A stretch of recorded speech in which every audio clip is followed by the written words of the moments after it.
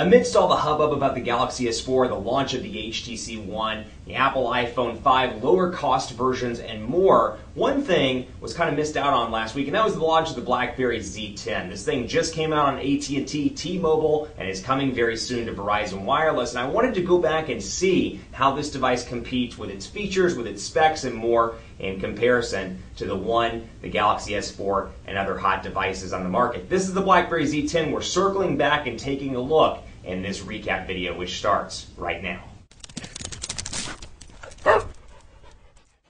This is the BlackBerry Z10, and we've covered it on PhoneDog.com, but it is out in the US on AT&T, T-Mobile, and coming very soon to Verizon Wireless. The Z10 is an all-touchscreen device, 4.2-inch display, so comparatively speaking, a little bit smaller than what we've seen, obviously, from the Note 2 and the Galaxy S4 and the HTC One and all these other high-end contenders that are competing directly against this device on those various carriers. BlackBerry is trying hard to pick up that third place spot that Windows Phone 8 is currently occupying, and they're going all out with a brand new operating system, BlackBerry 10, and brand new hardware. Let's take a look at this again, because I want to circle back on some of the features that after a month, I find particularly useful. And some people ask me, they say, what's your favorite, 3 or 5 features about a device? I'm going to go through some of mine on the BlackBerry Z10. First of all, one of my favorites on this device, the keyboard. Absolutely love the keyboard. It does a great job of prediction. And even though the display is only 4.2 inches, the phone moves fast, and it's pretty easy to type on. So you'll see me type something like Quick Brown Fox,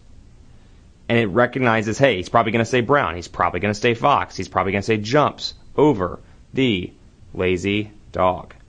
Hey there, how are you doing this weekend?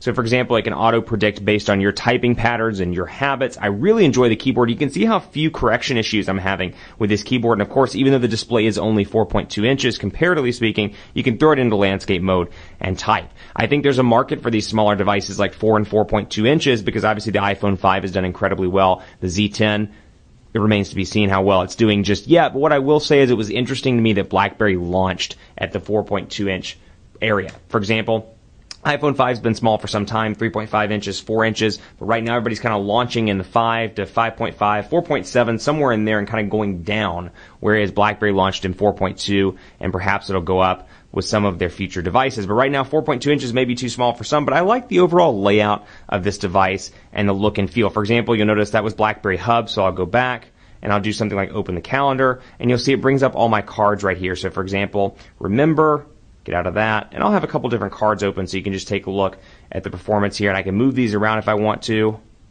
and then I can get rid of each one as need be. So it's a nice little feature there. So the keyboard is 1. The ability to move stuff around, the gesture stuff, is 2. Maps is also substantially improved in BlackBerry 10 and the BlackBerry Z10. We'll go to agree here, for example, and jump into the map, and we'll zoom out so you can see what it looks like or what Dallas looks like here, and I can play around with it. Unfortunately, you don't have the ability to do quite what Google Maps does, but you can see my location, I've got my places, and then I can show traffic as well and get a look and feel as to how traffic is in Dallas, which it's almost always bad. So I have a feeling quite a few of those roads are going to be yellow, if not red. You can see the traditional areas which we have traffic issues in Dallas. Another thing I like, BlackBerry Messenger, even though quite few people are using it in comparison to what they did a couple years ago, BlackBerry Messenger is particularly useful. And then last but not least, one thing I'm really enjoying is the camera. So overall camera quality, in my opinion, not the greatest when you're comparing it to the Note 2 or the Galaxy S4 or even the Galaxy S3, and then a couple of different things, things like Galaxy S3, and not just the features, but the overall performance of the camera. So I'll come down here, for example, and take a look at my Diet Snapple one I did just a minute ago. You'll notice the sepia there, and then, of course, there's the original image. So you can still see some noise around the image. I can see, for example, look at my wall behind it. You can see some noise, the papers, a little bit of noise all around on this picture, but I do like the editing options, which I'll talk about in just a second. I'll bring over the keyboard here so you can take a look and watch me do this real time.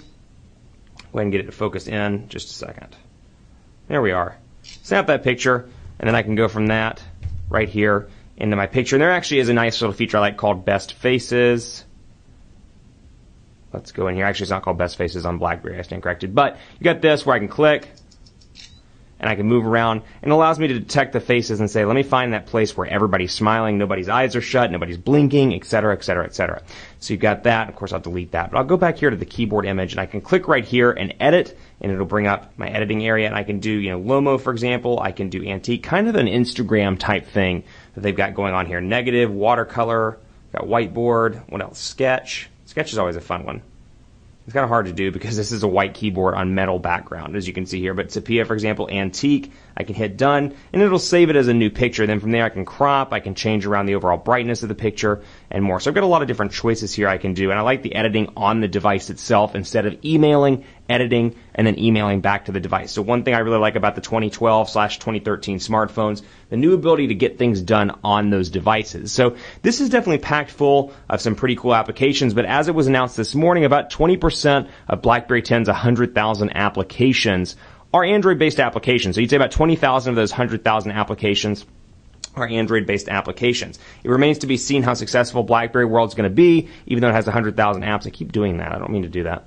Even though it has 100,000 apps, like I said, quite a few of those are Android ports. But overall, really impressed with the device. That said, I don't know that I would spend $199 for this when I can get a Galaxy S3 or maybe a Galaxy S4 or a Note 2 or an HTC One for around that same price. I think what you get from those devices, both in the software ecosystem, the performance, with the quad-core processors and a ton of RAM and great cameras, features like HTC Zoe, features like Smart Stay on the Samsung side, you really get a lot for your money. Whereas over here, $199, definitely some huge improvements for BlackBerry. Don't get me wrong. Loving the camera features. Those are nice. And keeping in mind where they were just 3 or 4 years ago, these are great improvements all around. They really did a good job with their second all-touchscreen device.